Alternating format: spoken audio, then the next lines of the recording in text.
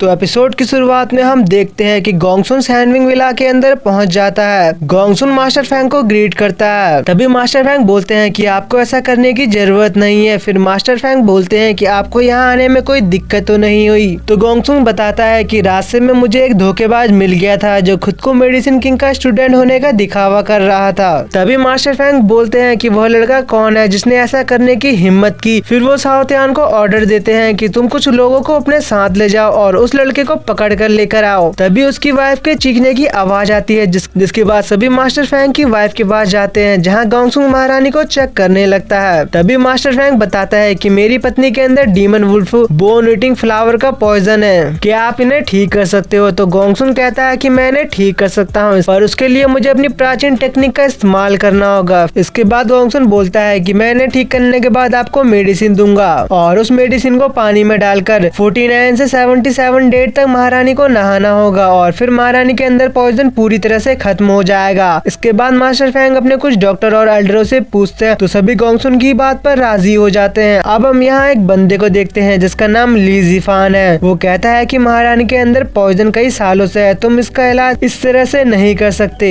जैसे तुम मामूली पॉइजन को निकालते हो, इससे महारानी को खतरा हो सकता है। जिस पर गोंगसुन बोलता है कि तुम्हारे ग्रैंडफादर मेरे ग्रैंडफादर के साथ मेडिसिन कंपटीशन में हमेशा हारते हुए आ रहे हैं, तो तुम मुझे मत सिखाओ कि ट्रीटमेंट कैसे किया जाता है। तभी यूचन बोलती है कि मेरी माँ बहुत तकलीफ में है, अगर आपके पास माँ को ठीक करने का कोई उपाय है तो बताइए वरना आप बाहर इंतजार कर सकते हैं। पर जिफान के पास कोई इलाज नहीं था तो वो चुपचाप कमरे के बाहर आ जाता है। इसके बाद हम देखते हैं कि गोंगसुन अपने नीडल की मदद से महारानी का ट्रीटमेंट करने लगता है और कैरन और यूचन भी यहाँ पर सब देख रही होती है। तभी कैरन अपनी माँ के पास आ जाती है। तभी उसकी माँ कुछ हलचल करती है जिसे देखकर वो चिल्लाने लगती है कि माँ का रिएक्शन आ गया, माँ का रिएक्शन आ गया। फिर यूचैन भी कहती है माँ की बॉडी का कलर पहले जैसा हो रहा है। यह सुनकर बाहर सभी लोग खुश हो जाते हैं, उन्हें लगता है कि महारानी अब ठीक होने वाली है। तभी अंदर से महारानी की जोर जोर से चिल्लाने की आवाज आती है और कमरे के अंदर से ग्रीन कलर का ऑरा बाहर निकल रहा था। मास्टर फैंग जैसे ही अंदर जाते हैं तो वो देखते हैं कि उनकी वाइफ की बॉडी में से एक डीमन फ्लावर स्पिरिट बाहर निकलती है जो गोंगसुन पर अटैक करके उसे इंजर्ड कर देती है। तभी मास्टर फैंग अपने फायर प्लाम से उस पावर स्पिरिट पर हमला करते हैं पर वो अटैक उससे रिफ्लेक्ट होकर कहीं और लग जाता है। इसके बाद गोंगसुन बोलता है कि मैंने सोचा नहीं था कि महारानी के अंदर के पॉइजन ने एक फ्लावर स्पिरिट में बदल जाएगा। जिस पर ली जिफान बोलता है मैंने तो पहले ही कहा था कि महारानी के अंदर पॉइजन कोई मामूली पॉइजन नहीं है। तो मास्टर फैंग बोलते हैं कि तुम्हें इसके बारे में पहले से पता था तो क्या तुम्हारे पास इसका कोई इलाज है? जिस पर जिफान बोलता है कि मेरे पास इसका कोई इलाज नहीं है।